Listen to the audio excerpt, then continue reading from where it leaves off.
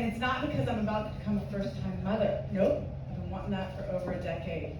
It's not even that I'm becoming a single mother, or the financial responsibility of that, or the real and existential responsibility of raising a human being. No, it is simply the part of having to prepare 3 meals a day for every day for 18 years, or possibly 50 if he never moves out.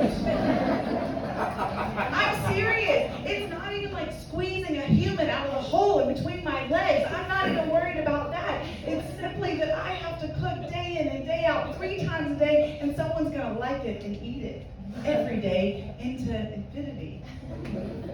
And it's not that I'm a bad cook or I don't know how to cook. I'm 38 years old. I do know how to do it, but I've lived on my own for so long, and I just don't have those like 30-minute whip it up family meals that everyone's gonna love in my head. And I must mention that I come from a family of generations of mothers who define their love through the food that they give. And I can remember so many homemade meals that my mother made us. I mean, we're talking juicy kebabs with cumin and buttery rice and sumac on the top.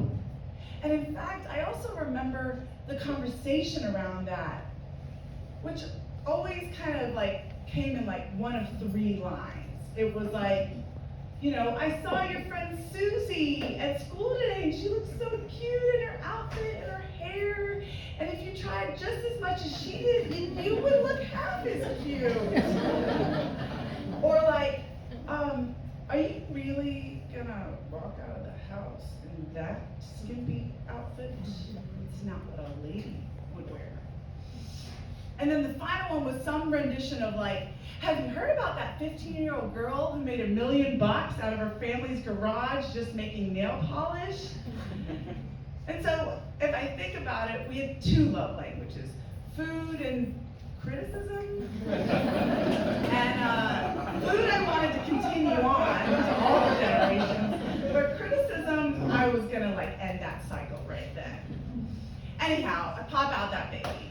And for 9 months, breastfeeding takes care of that whole food problem. I mean, it's hard and it hurts like hell, but it's not recipes, you know? And I do the solo sleepless nights and sleep training and the breast to bottle, and you know, all the things. I got it. Even the pureed organic food, I got it.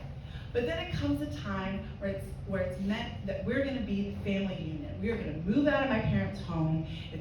We're going to do this right. So I get an apartment, I get an Instapot, and I get a cat. Because nothing defines family like a feline, you know? That's what I was thinking. So we move in, and one of the earliest days, he's napping, and I'm ready to go. So I like fire up the Instapot and throw his favorite celery stew recipe from my mom in there, and then I've got the buttery rice on one burner, and the pasta on another, and the homemade meatballs just as like plan B.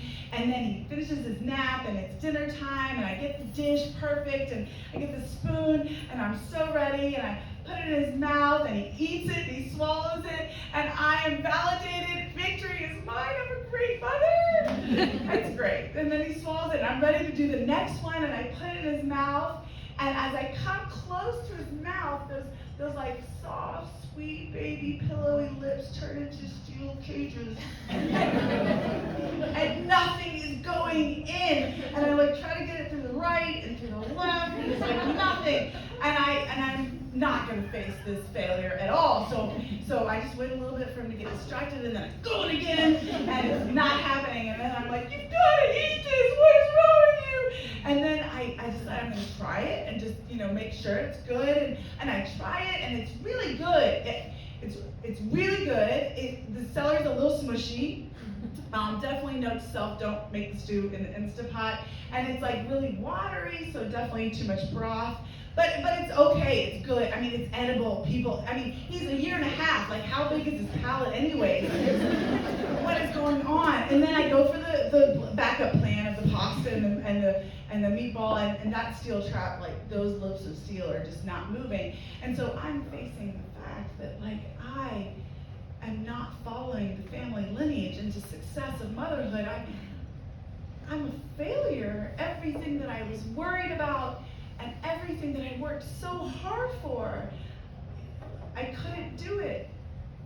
And I start to cry, and I look at him, and he starts to cry, because he's realizing that he got a dud too, I think that's really cool. And then I'm holding him, and we're both crying, and I look at the cat, and the cat's being judgy like cats are, and I'm like, you know what?